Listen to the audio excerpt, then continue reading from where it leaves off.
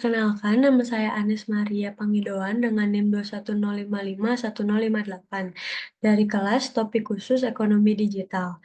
Di sini saya akan membahas terkait tugas akhir saya yang berjudul Implementasi Smart Contract dan Interplanetary File System untuk penyimpanan dokumen melalui di apps berbasis teknologi blockchain. Latar belakang dari penelitian saya adalah ketika penyimpanan data pribadi sangat penting dilakukan karena memiliki nilai yang tinggi. Contohnya seperti dokumen-dokumen yang bersifat penting agar tidak disalahgunakan oleh pihak yang tidak bertanggung jawab. Penyimpanan dokumen yang masih bersifat tradisional dan bersifat terpusat merupakan salah satu tantangan yang masih banyak dihadapi oleh berbagai pihak. Terdapat banyak kekurangan dalam penyimpanan dokumen yang masih berbasis pusat, seperti rentannya terjadi peretasan data, risiko kegagalan server, manipulasi data, dan penyalahgunaan data. Pada penelitian ini, implementasi smart contract mampu menjalankan penyimpanan dokumen ke dalam jaringan peer-to-peer pada blockchain yang dienkripsi dengan menggunakan IPFS sehingga dapat menjamin keamanan dan transparansi dari penyimpanan dokumen maupun data pribadi yang bersifat penting dan berharga. Di sini terdapat contoh kasus pada permasalahan yang dapat terjadi pada manajemen dokumen.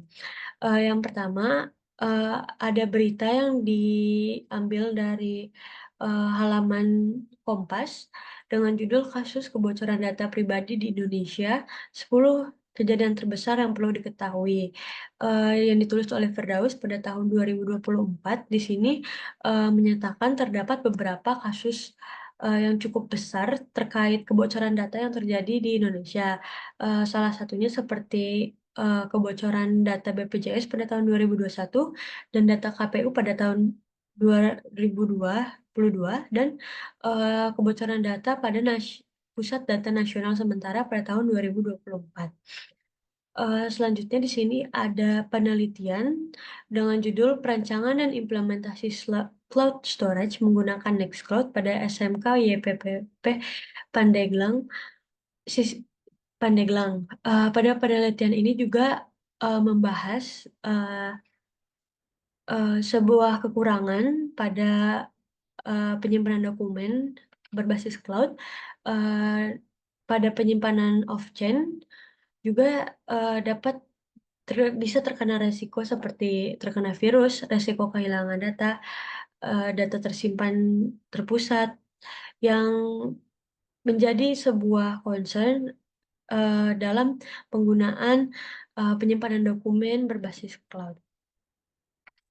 Lalu di sini terdapat 4 tujuan utama dari dari implementasi di apps penyimpanan berbasis blockchain, dengan harapan untuk menyelesaikan permasalahan-permasalahan yang ada sebelumnya. Di sini yang pertama ada efisiensi. Efisiensi dengan sifat eee, di app yang terdesentralisasi dapat mengurangi ketergantungan pada server pusat, sehingga lebih hemat biaya dan sumber daya. Dengan sistem yang terdesentralisasi, file yang disimpan di app akan tersimpan pada node-node yang menyimpan file tersebut, sehingga file tidak tersimpan di suatu server atau sebuah pusat, sehingga dapat menekan biaya karena pada biaya maintenance, biaya pemeliharaan, atau biaya langganan dapat berkurang karena dokumen akan disimpan pada node-node yang menyimpan dokumen tersebut. Lalu di sini ada immutable dengan sifat blockchain sendiri, yaitu immutable atau tidak bisa diubah, sehingga penyimpanan dokumen akan lebih aman sehingga transaksi atau proses transaksi yang didapatkan dari kegiatan yang terjadi di app akan tercatat di blockchain dengan sifatnya blockchain yang menghasilkan hash ketika transaksi terjadi, sehingga akan tidak bisa diubah oleh orang lain yang hendak menyalahgunakannya.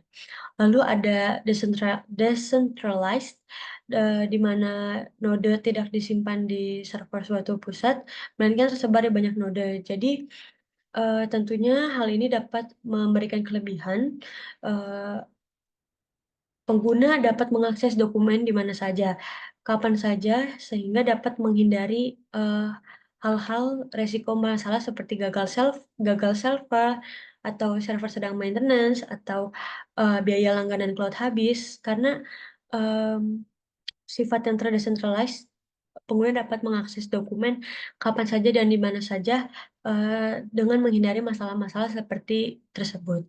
Lalu di sini ada secure. Pada implementasi di app ini yang terintegrasi dengan IPFS sebagai database-nya, akan menghasilkan CID atau kunci untuk mengakses dokumen tersebut, di mana metadata dokumen akan tersimpan di blockchain, pada setiap akses, dokumen tersebut. Di sini ada teknologi, yang 4 teknologi utama yang digunakan pada penelitian ini. Di sini ada IPFS, sebagai, database pusat atau database utama pada penyimpanan dokumen. IPFS ini juga akan menghasilkan CID, sebagai representasi, kunci pada dokumen yang telah disimpan di IPFS. Lalu di sini ada React.js yang digunakan sebagai, platform antarmuka antara, penghubung antara pengguna dengan, backend yang ada. Lalu di sini ada MetaMask digunakan sebagai platform untuk, manajemen, di apps oleh pengguna. Tempat pencatatan tempat, proses transaksi, dari blockchain akan terjadi.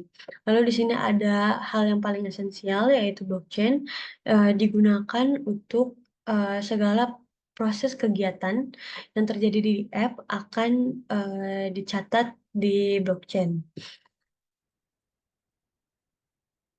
Lalu di sini ada gambaran umum dari implementasi, eee, di apps ini, di mana, pengguna akan, berperan untuk mengunggah file ke di apps. Di apps akan menjalankan smart contract dan, pengguna juga dapat melakukan manajemen dokumen di apps.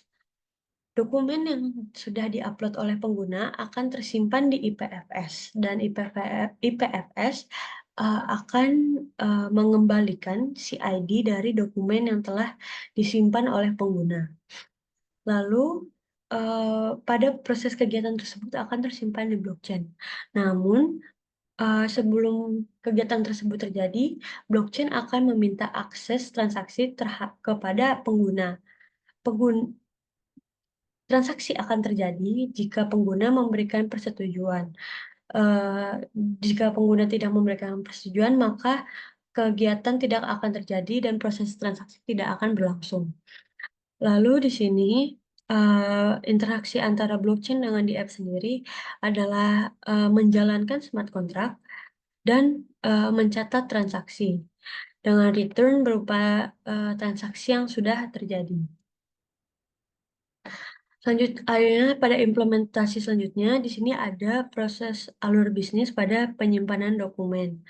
Yang pertama, pengguna harus login menggunakan akun MetaMask-nya.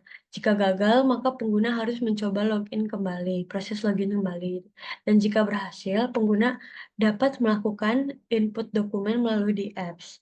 Setelah pengguna menginputkan dokumen, maka smart contract akan dipanggil atau dibuat dan file akan disimpan di database IPFS dengan outputnya berupa CID yang akan digunakan untuk, user mengakses dokumen. Lalu CID dari dokumen tersebut akan di-input. Jika CID yang merepresentasikan tersebut, tersedia di PFS, maka dokumen bisa diakses dan, transaksi akan tersimpan di blockchain. Dan jika CID tidak tersedia di IPFS, maka, transaksi akan dibatalkan dan, proses akan selesai. Selanjutnya di sini ada implementasi pada alur bisnis akses dokumen.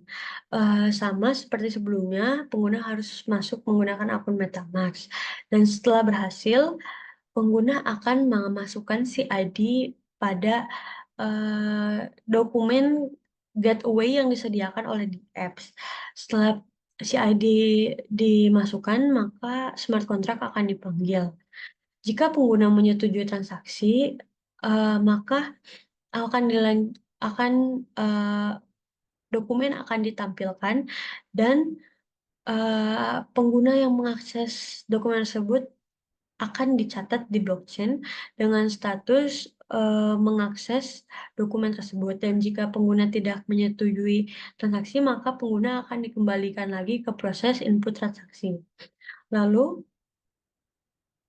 pengguna, saat mendownload dokumen juga smart contract akan dipanggil, dan jika pengguna menyetujui transaksi, akses akan tersimpan, di blockchain dan, transaksi pengguna telah mendownload, eee dokumen tersebut akan tersimpan di blockchain dan akan ditampilkan di apps. Jika, pengguna tidak menyetujui, transaksi tersebut, maka proses akan selesai dan, dokumen, tidak akan terdownload oleh pengguna. Selanjutnya di sini ada, alur bisnis pada manajemen dokumen. Manajemen dokumen yang pertama pengguna akan, sama seperti sebelumnya memasukkan, login melalui akun MetaMask-nya. Jika berhasil, maka pengguna akan dapat melakukan, 4 macam, manajemen seperti membuat folder, atau mengategorikan folder, atau mengurutkan folder, atau mencari folder yang disediakan, oleh DDapps untuk pengguna, memanajemen dokumennya. Lalu hasil manajemen tersebut akan di-update di IPFS dan, transaksi akan tersimpan di blockchain. Lalu, kesimpulan dari, eee, TA yang dibuat adalah dengan menggunakan penyimpanan dokumen berbasis blockchain dapat meningkatkan proses pengguna dalam proses manajemen dokumen, sehingga dapat meningkatkan transparansi, efisiensi, dan kepercayaan pengguna dalam menyimpan dokumen. Sekian yang bisa saya sampaikan, terima kasih.